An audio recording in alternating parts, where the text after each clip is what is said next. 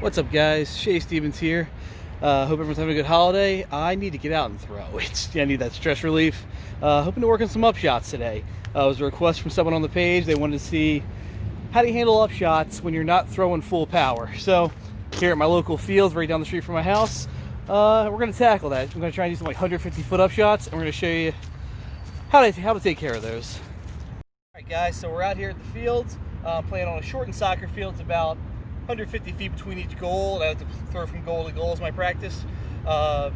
First thing you want to worry about for doing upshots when you're not at full power, angle control of your disc.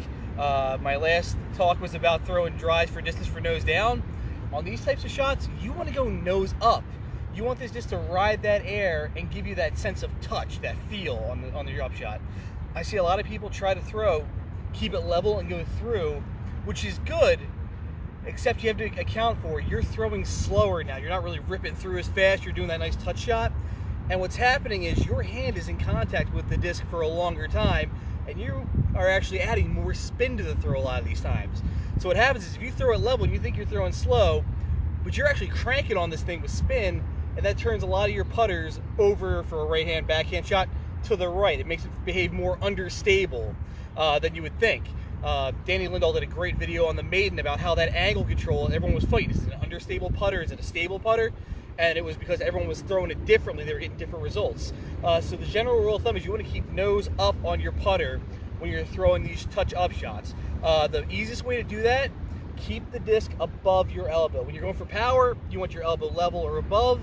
On these, elbow, you want the disc above your elbow. There's no way you can throw it with your elbow low and not have the nose up, and that gives you that nice touch, and that'll give you those nice, controlled shots. It'll get a nice little hyzer finish on the end, and you'll land softly on your upshots. In terms of expectations, really the big thing I see a lot of people worry about is they got to put it next to the basket. They got to put it next to the basket.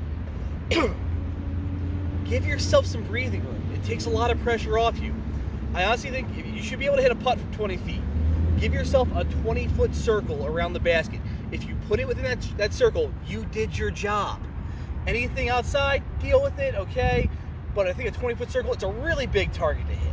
And it just takes so much pressure off you. So don't worry about hitting the pole or throwing it in from 150. Just put it within that 20-foot circle and you're good.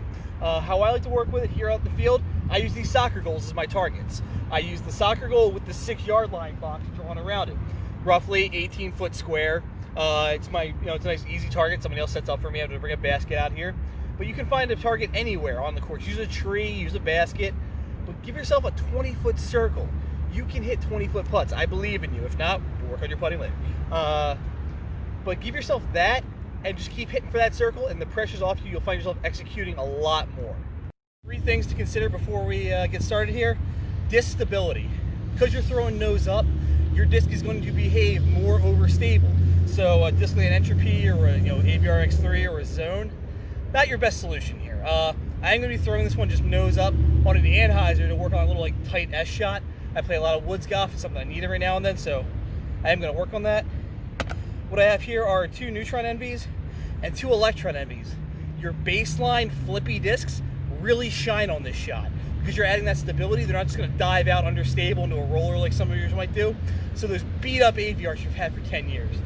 This electron envy that I beat into a tree too much has a place now because it's going to be really glidey. It's going to flip to flat. It's going to finish nice and soft by the basket. You don't have to worry about a big skip. You can really, throw a lawn dart at this basket, pinpoint that target, hit it, and you don't have to worry about your disc going anywhere.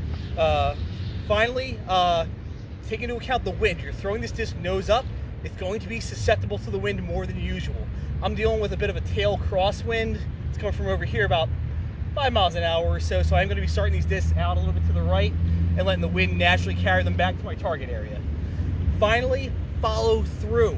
I see a lot of people kind of short arm these little shots, and that yip just adds turbulence to the end of your throw, makes the disc come out really wobbly, behave more understably, and you'll never get a consistent release. So even on the shortest shots, just follow through. So let's give it a shot, see how we do.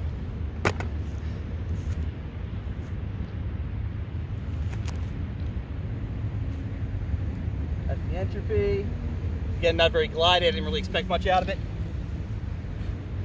Now we're starting with the neutron envies. These guys have some glide on them. I'm going to start that way to the right and see what it does.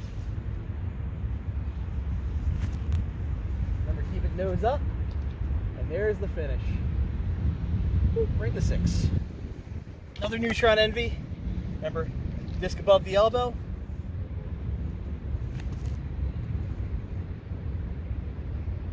And right in front of the goal.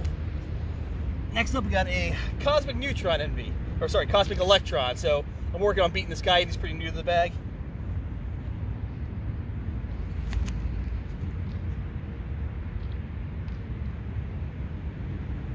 And remember, stay smooth through the shot.